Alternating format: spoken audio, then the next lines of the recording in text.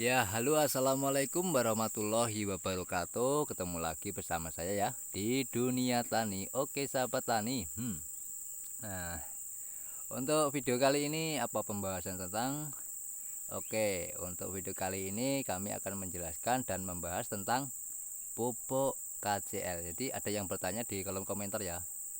eh, untuk perangsang buah pakai pupuk apa Pak ya?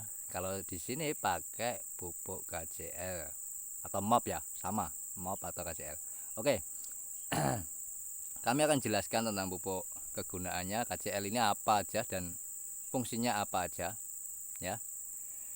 Jadi di video ini di layar Anda ini adalah bekas pengerjaan eksavator ya.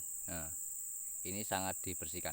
Dan sebelumnya kayak gini, semaknya itu kayak gitu, semak. Sekarang dibersihkan oleh eksavator dan dibikin tapak timbun atau bikin tapak kuda ya. Ada yang nyebutnya tapak kuda juga. Oke. Dan di ini sawit ini setelah dikerjakan untuk eksavator itu sudah harus dipupuk 2 kali. Yang pertama kalau selang sudah selesai dikerjakan untuk eksavator, selang 1 minggu langsung dipupuk dengan urea. Fungsinya apa? Untuk supaya tidak stres ya, supaya tidak terlalu stres karena bekas pelepahnya itu kan habis terkena eksavator itu pasti patah-patah ya itu. Dan setelah 1 bulan pemupukan urea itu langsung dihantam dengan pupuk KCL atau MOP ya. MOP gunanya apa? Oke, nanti akan kami jelaskan gunanya MOP ini apa. Dan sudah bersih ya lahannya untuk di sini tuh. Oke, untuk pupuk MAP atau KCL itu fungsinya untuk perangsang buah. Oke, dan jadi jangan disalah artikan lagi ya. Kami sudah memakai pupuk KCL tapi kok buahnya tetap, itu jangan langsung memvonis begitu, jangan. Karena apa? Karena pupuk KCL ini itu ngefeknya itu sekitar 1 tahun atau 1 tahun setengah ya. Tuh, ini bekas itu alat ekskavatornya ada di situ. Jadi ngefeknya itu 1 tahun setengah. Dan yang bagus itu kenapa kok gini ya? Setelah dikerjakan ekskavator ya, sorry. Setelah dikerjakan untuk ekskavator kita langsung pakai MOP karena apa? Efeknya kan 1 tahun setengah ya, bukan sekarang.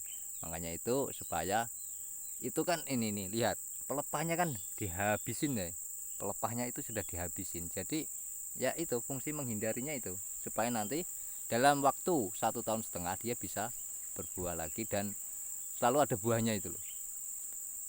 Dan fungsi lain dari pupuk HCL atau MAP itu apa? Fungsinya itu untuk menghindari ngetrek, buah ngetrek ya. Dan dosisnya berapa Pak? Oke, sekarang berbicara tentang dosis.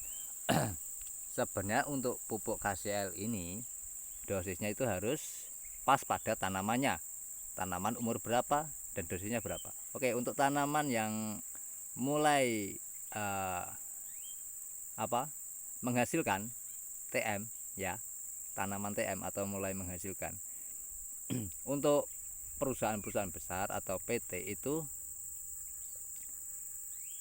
1 kilo sampai 2 kilo per pokok. Tapi kalau kita punya kebun pribadi ya dekor kan. Karena pupuk ini harganya semakin mahal, bukan semakin murah tapi semakin mahal. Kalau kita pribadi, kita punya kebun sendiri, pasti akan kesusahan untuk ini. Jadi caranya itu cukup 1 kilo aja untuk satu yang sudah mulai menghasilkan ya, tanaman yang sudah menghasilkan. Untuk satu pokok 1 kilo aja. Dan untuk selingannya apa Pak? Selingannya adalah jangan kosong. Itu sangat membantu. Jangan kosong atau solid ya. Dan untuk fungsinya merangsang buah itu MAP itu bereaksi setelah 1 tahun sampai 1 tahun setengah. Kita baru melihat hasilnya di situ.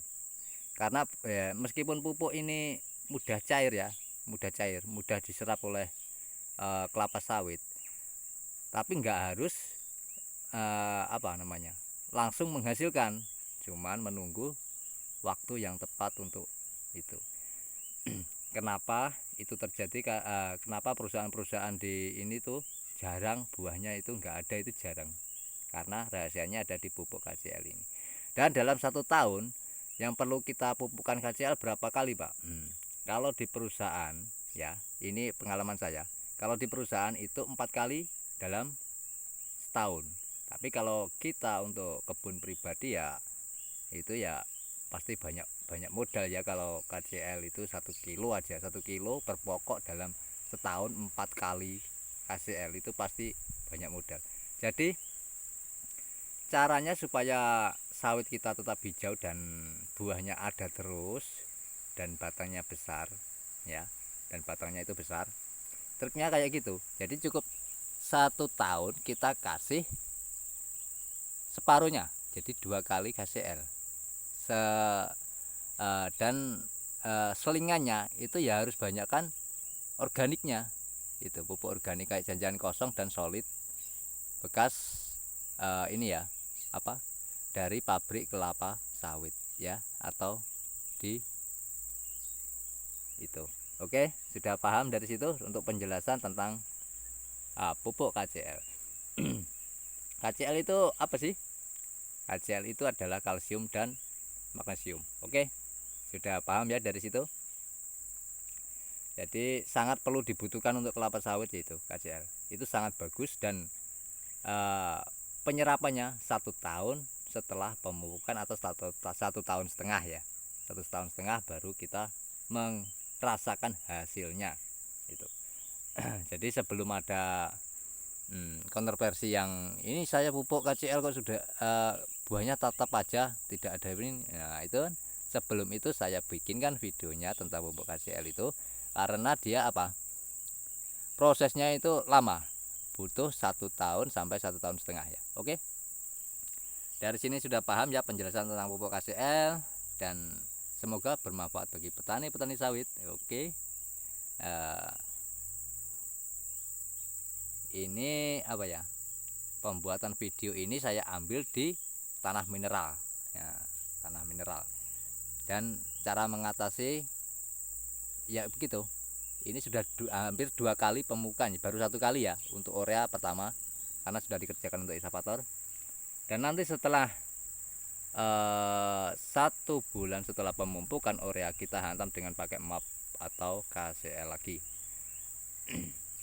Tuh, ini adalah tanaman tahun 2007 dan buahnya itu mantap-mantap, besar-besar. Nah, itu. Jadi untuk bertani kelapa sawit itu jangan dibikin ribet, sebenarnya simple. Nah, ya, sebenarnya simple. Apa sih yang dicari di kelapa sawit adalah buahnya, tapi kita tidak boleh meremehkan dengan pelepahnya. Kenapa saya berulang-ulang kali menyebutkan tentang songgo ya? Karena supaya apa? Buah itu selalu ada seperti ini.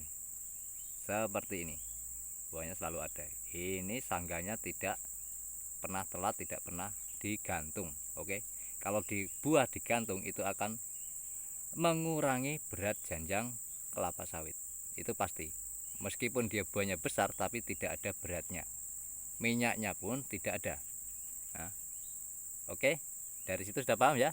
Semoga bermanfaat bagi petani sawit.